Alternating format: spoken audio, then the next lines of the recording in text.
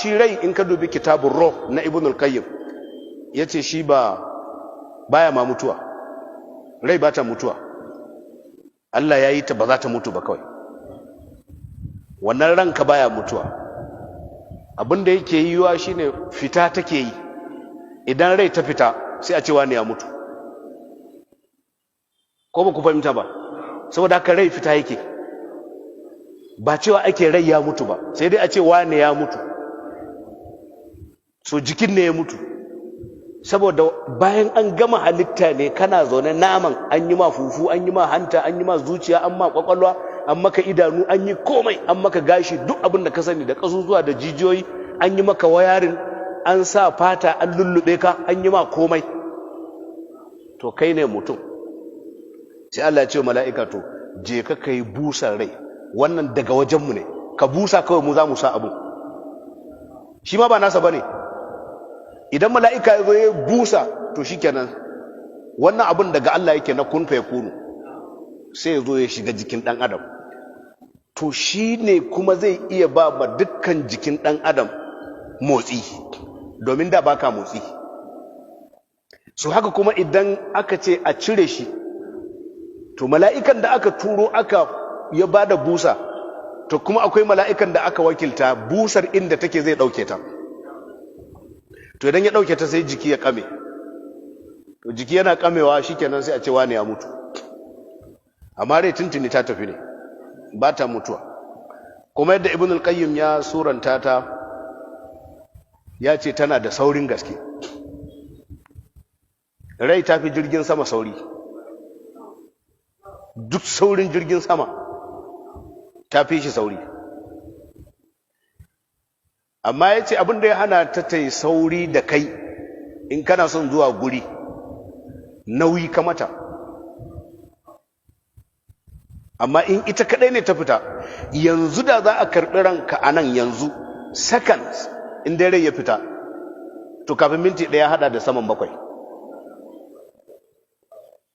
Shi yasa da gare ya fita sama kawai yake tafiya na masu imani, na kuma taɓaɓɓun mutane ƙasa yake shiga. Daga wannan ran ya tafi, daga an cire shi, mutanen sama suke cewa suna jin ƙarshen rai, an gama. Shi yasa yanzu idan da za ka zo kan kabarin duk wanda ya mutu, ko shekara 1000 ya mutu, in ka zo ka ce assalamu alaikum, kafin ka gama assalamu alaikum, ran za ta zo ta shiga kabarin kuma za ta amsa. Wannan ya wuce al'amarin ɗan adam, sai Allah. Don haka wanda bai san Allah ba shi yasa yake sabon Allah. Wallahi wanda ya san Allah ba zai saba masa ba, don wannan ɗan numfashin ana iya rike shi yanzu. To amma ka zo kana ta kamba ma, kana ta kankamba, kai kaza ne, duk garin nan ba mai mana kaza, kaiwa kanan ɗan numfashi da aka baka na aro, daga an rike shi kenan. Kuma wani lokacin ma da numfashin a jikinka kana magana da komai, sai ka je ka saya, ka cire naira 1000 ko 2000, ka sai tumbin saniya ko ka sai kifi a maka farfesu, ka ci kuma ya kulle, kai tawayo Allah, kuma ba zai fita ba.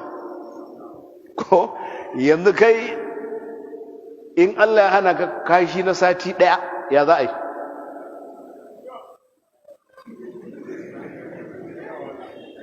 Aba kana ganin kazanta bace dai? Sati guda a ce Allah ya rike bayan gida, ba za a yi ba. To duk wata musifa da ka sani ta hadu. Wallahi Allah, kuma ka dubi malam, wannan rai din da Allah ya yi wa mutum, ya nuna masa ikonsa. Wayarin ɗinka da aka yi, an maka wayarin fiye da kima. Na'urar ji tana da alaƙa da zuciya, na'urar gani tana da alaƙa da wannan. Idan ka fasa cikin ɗan adam ko ka fasa cikin dabba, za ka ga wasu tarkace ne wanda aka harhaɗa na nama iri daban-daban. Yadda kake ganin cikin dabba, haka cikin ganye, kar ma ka ɗauka ko wani abu ne daban. Da uwar hanji da wane ne da su hanta, duk abin da ka sani ɗin, duk kana da su. Na'urori ne aka yi ta dasawa. idan na'urar lokacin sanyi yayi akwai na'urar da take jawo maka ɗari, dole ka rinka ji, kuma tana daga cikin cikinka ba yadda ka iya da ita take jawowa sanyi, dole ka ji sanyi. Idan lokacin zafi yayi akwai na'urar da take jawo zafi sai ya dumama ka. Sannan akwai wata na'ura ita kuma tana feso da ruwa, zufa. Duk fa Allah ne wannan aikin a jikin dan adam. Kuma watakila ba za ka gane, sai kai ta to me yasa ma kake zufa, kuma dan me za a yi ka rinka yin zufa? To a yi ka baka zufa, wallahi sai ka zama kamar karfe. Idan baka zufan nan, idan rana ta kwankwaɗe ka yanda kake jin karfe na ɗaukan zafi, haka za ka ɗauki zafi. Ashe kenan akwai hikima a cikin ma da ayyuka da ka rinka fitar da zufa din. Inda ba za a yi ka da zufa ba, baka fitar da zufa, to ka tuna motar ka in ka aje, ko in ka aje mashin ɗinka ya wuni a rana, ya kake ji? To in ka tsaya a rana, in ba ruwa a jikinka, irin wannan zafin za ka ɗauka.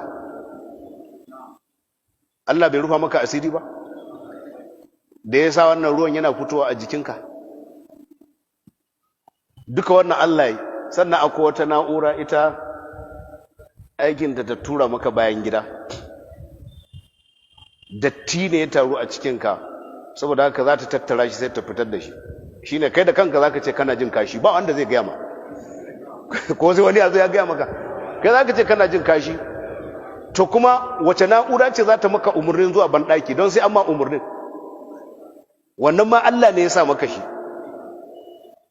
Na'urar da za ta ce kana jin kashi, to tashi ka shiga banɗaki. Na'urar ce take gaya maka tuɗe wando kuma ka sake dubura kai tultule, ko ba haka bane? Sannan sai ka ji ka samu lafiya. Kaga na'urar bata taɓa batan kai ta fitar maka da kashi ta baki ba,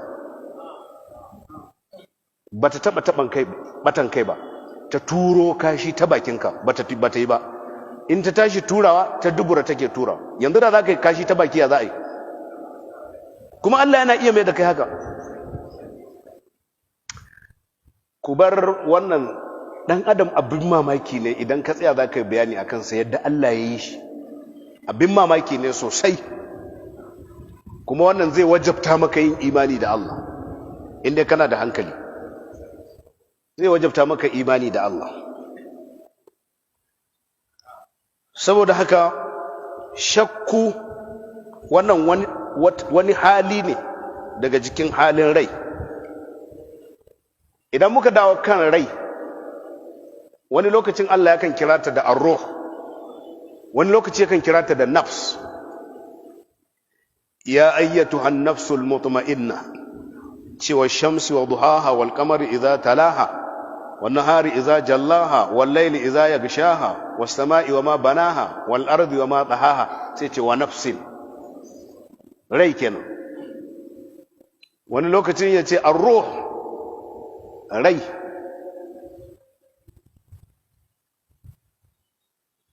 Daga ga idan ka rasa oxygen ana cewa zaka mutu ko? Saboda babu oxygen, iska. An dai alakanta ta da ran dan adam, saboda ruh din shi karan kansa ana iya kiran iska da wannan sunan. Kaga kenan akwai alaka a tsakani, ko za su karfafi juna. Wani lokacin saboda Allah ya nuna muku gazawar ku yan adam, idan kun ce oxygen ita ce rayuwa, to amma kuma ka taba ganin wanda ya faɗi a fili haka ya mutu, ko baka taba gani ba? A fili ba iska ne? Akwai iska, saboda Allah ya nuna muku gazawar ku, kawai al'amarin nawa ne, ku bar mu. Ko yanzu idan kana nan inda zaka zo ka sa abun tono kai ta tono, wato sai ka wuce abin da yafi tsawonka a ƙasa, amma kana tono sai ka samu wata halittar ubangiji a can. Ka samu wata tsutsa ko gwazarma ne ta dan fafe wani guri kawai tana ciki. To yanzu kai in an barka ma tukunna, wannan abar ta ina take samun abinci, kuma tana da rai, ina take samun ruwan sha, kuma ta yaya aka yi babu iska take rayuwa a